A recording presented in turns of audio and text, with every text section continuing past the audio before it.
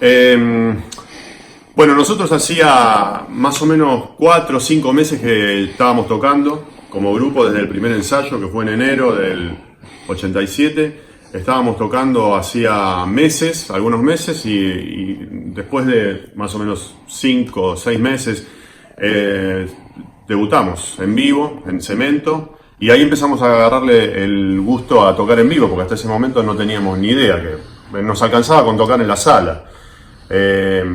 Y a partir de ahí empezamos a conocer gente. Ariel Minimal, que fue la persona que nos invitó a tocar por primera vez, ahí debutamos siendo teloneros de la banda de él, Descontrol.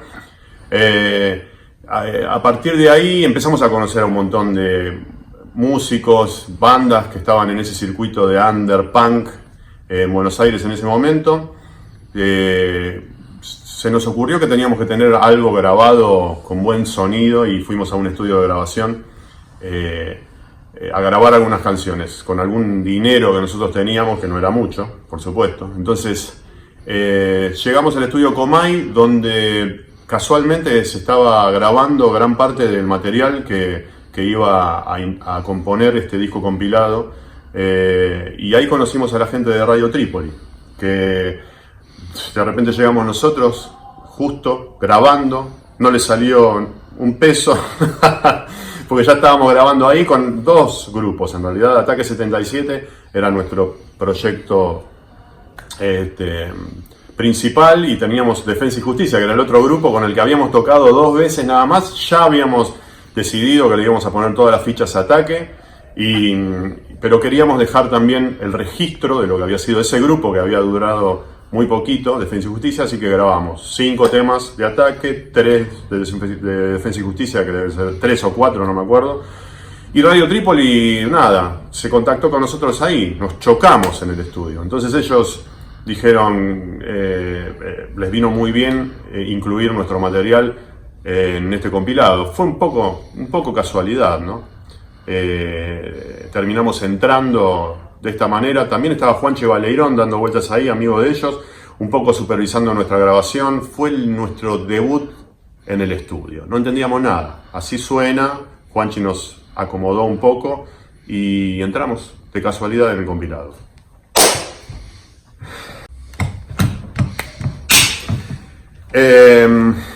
La presentación del disco fue todo un acontecimiento en Cemento, porque fue la primera vez que yo vi Cemento lleno de punta a punta, o sea, hasta la calle, hasta la puerta de calle. Con todos los grupos que participaron en el compilado, incluso había 2 bandas que eran como un poco leyenda de la movida punk, porque ya no existían, solo se juntaron para este recital, que son los Laxantes y los Baraja. Pues éramos muy chicos. Para mí era emocionante ver a Marcelo Pocavida con los Baraja en el escenario, que es un gran personaje, ¿no? En ese momento era impactante verlo, y absorbíamos todo lo que veíamos de los que hacían más tiempo que tocaban. Incluso Conmoción Cerebral era una banda que tenía un par de años más que nosotros. Para nosotros era como también verlos y aprender de lo que ellos estaban haciendo. El Chino Veras tocaba la guitarra en Conmoción, que después fue nuestro bajista, ¿no? Y nuestro hermano de la música. Ahí convivíamos un montón de personajes y sus tribus, porque estaban los skinheads por un lado, los punks, algunos heavies curiosos que también se sumaron. Cemento lleno de gente, era una olla a presión, a punto de volar por los aires, y así fue. O sea, los grupos empezaron a tocar. No me acuerdo cómo fue el orden, pero nosotros tocamos como en el momento más candente de la noche, y la cosa estaba caldeada. El ambiente estaba caldeado porque muchas tribus muy cerca, mirándose de lejos, gente que no se bancaba, uno de los punk, los heavy, los skinheads. Hubo varios momentos de disturbios ahí intensos, incluso sobre el escenario. Recuerdo a los skinheads en el escenario ajusticiando a alguien, que porque no me acuerdo qué había pasado, porque se bardeaban los punks, típica cosa, como si fueran la cancha, ¿no? Los rivales, gente que estaba de alguna manera enemistada, hoy a la distancia, sin motivo, no sabemos bien por qué, porque éramos chicos, todos chicos, todos adolescentes. Creo que con los años después hubo muchos reencuentros entre gente, skinheads con punks y gente que después fue creciendo y fue comprendiendo que venimos todos medio de una misma tribu, ¿no? De una misma escena donde, qué sé yo, donde se gestó un montón de movida cultural y un montón de bandas y sonidos que después dieron lugar a grandes sobrevivientes de aquella época, Masacre, no sé, Todos tus muertos, que no están en el compilado, pero que también estaban en esa época. Masacre tampoco. Masacre había sacado su disco Simple en Radio Trípoli. Yo qué sé.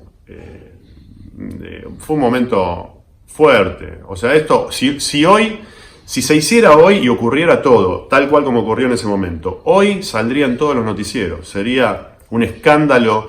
Estaría todo el mundo hablando de eso. En esa época, Cemento era como un lugar donde todo ocurría ahí, nadie se enteraba, los vecinos se quejaban y todo, pero aparecía la policía, pum, pum, pum, se iba todo el mundo corriendo y listo. Pero si eso pasa hoy, estaríamos en los diarios, en todos los portales. Hola. Así que bueno, lo otro es que el show fue grabado. Se suponía que iba a ser un video. Yo recuerdo que tenía 17 años y era como si la NASA estuviera trabajando ahí, porque había, no sé, computadoras, monitores, cámaras, todo monitoreado con un montón de tecnología que, puesto en los camarines de Cemento, o sea, parecía que había sido, no sé, que estaba la NASA. Es muy curioso porque después muchas veces especulamos con, no sé, en el 98 dijimos, se cumplen 10 años, seguro que va a aparecer ese material ahora. 20, 30, no sé quién tiene eso. O sea, ni siquiera se filtró un pedacito en YouTube, nadie, o sea, no está en ningún lado. Es muy misterioso todo eso, porque está grabado con varias cámaras. Nunca vio la luz ese material.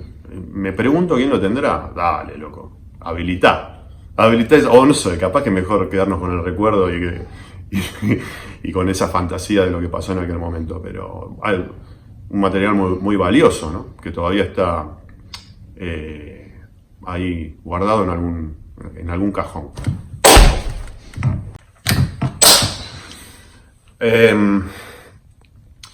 El Invasión 88 no le dimos no le dábamos gran valor. Bueno, sí, en algún sentido sí, para mí fue nuestro debut discográfico. Tener un disco en la mano donde suenan nuestras canciones. Yo puse la púa en ese disco y me voló la cabeza porque no podía entender que ahí estaba nuestra música. Fue muy, muy, muy emotivo, digamos, eso para nosotros. Pero no le dábamos un valor, el valor que en realidad con el tiempo empieza a tener, porque es el único registro que hay sobre lo que pasaba en esos años en Buenos Aires, que toda esa movida. Hay muchos grupos que no están, que no están ahí en ese compilado, se negaron por ahí a participar por cuestiones ideológicas, ¿viste?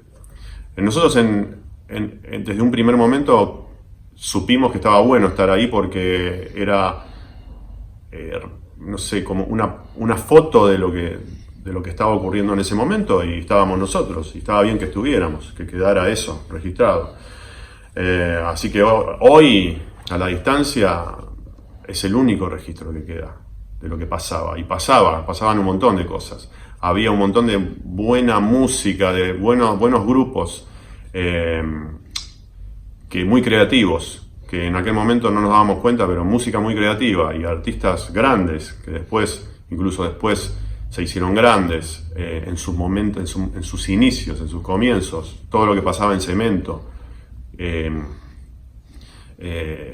con el tiempo se volvió el único registro y una buena postal de aquellos años.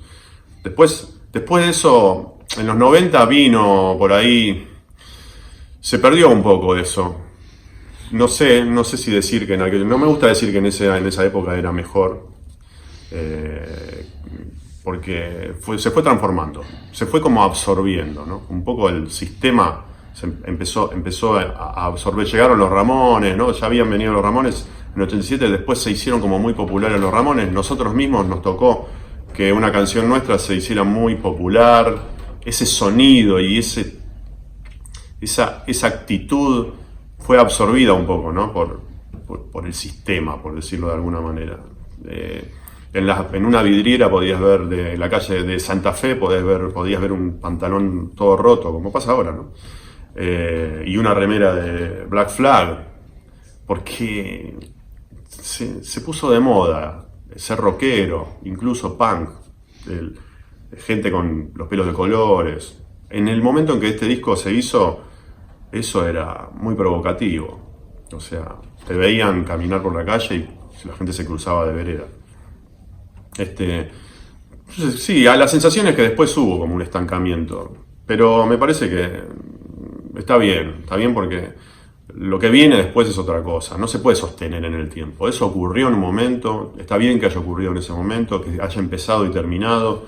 Lo que viene es trascenderlo, evolucionar, ir hacia otra cosa y, por supuesto, con todo ese aprendizaje y toda esa historia, toda esa experiencia que te marca para siempre y que te forma como músico y como persona de todo lo que vivimos en esos años y haber sobrevivido, eso es muy importante.